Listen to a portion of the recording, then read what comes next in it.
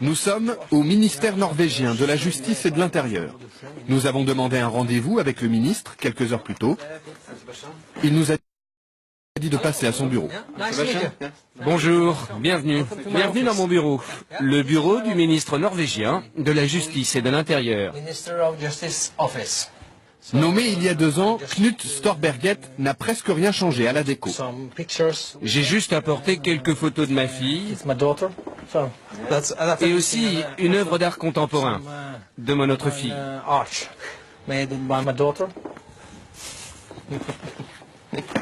Et le reste du bureau est très simple. Vous trouvez? Oh, moi je trouve ça parfait. Ça vous suffit? Absolument. Je suis très fier de mon bureau. Parfois, le ministre finit sa journée un peu plus tôt que d'habitude. Et vous avez fini votre travail? Oui, j'arrête là. Et quelle heure est-il? Ne le dites pas au Premier ministre, mais il est 15h15. Il est temps d'aller chercher mes enfants à l'école et à la crèche. À 42 ans, Knut est l'un des ministres les plus importants du gouvernement. 20 000 fonctionnaires sous sa responsabilité. Allons-y. Pourtant, il s'en va seul, sans garde du corps. Un petit salut à la gardienne, en attendant sa voiture, ou plutôt l'une des voitures du gouvernement, car le ministre n'a pas de chauffeur attitré. Il partage les véhicules de fonction avec ses 19 collègues des autres ministères. Partir de bonne heure, pour chercher ses enfants, ne dérange personne en Norvège. Hei, Marit! Hei! Din kroppen. Skal du være med hjem? Ja? La crèche et l'école de ses 2 filles sont à quelques pas de sa maison, dans un quartier résidentiel et tranquille d'Oslo.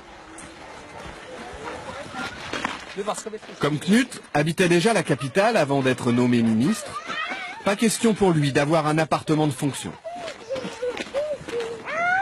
Avec sa famille, il vit toujours dans cette petite maison mitoyenne.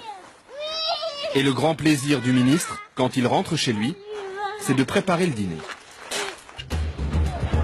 La Norvège, un vaste royaume peuplé d'à peine 4 600 000 habitants. Monarchie parlementaire où les citoyens tutoient leurs députés et leurs ministres. Un pays riche de son gaz et de son pétrole. Mais la Norvège, c'est aussi une culture de protestants rigoristes. On ne badine pas avec l'argent public. La transparence financière est un dogme, la corruption des élus, un péché capital.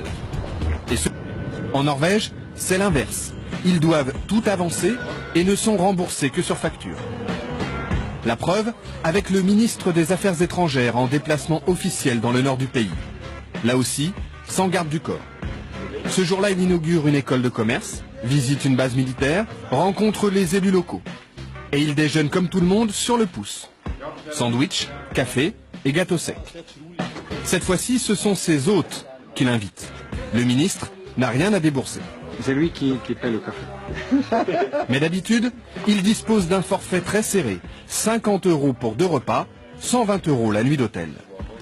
Il y a une limite pour chaque jour, hôtel, repas, couvert. Et si on dépasse cette somme, on doit le payer De votre poche. de son poche. Son assistant garde précieusement les reçus du taxi. Il sait qu'on va les lui réclamer. Pour l'embarquement du vol retour, le ministre fait la queue.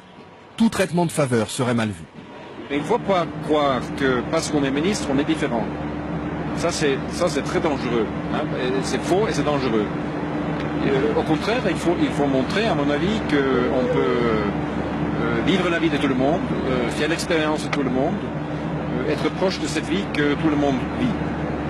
Parce que ça donne à la fin une crédibilité à la politique qu'on essaye de mener.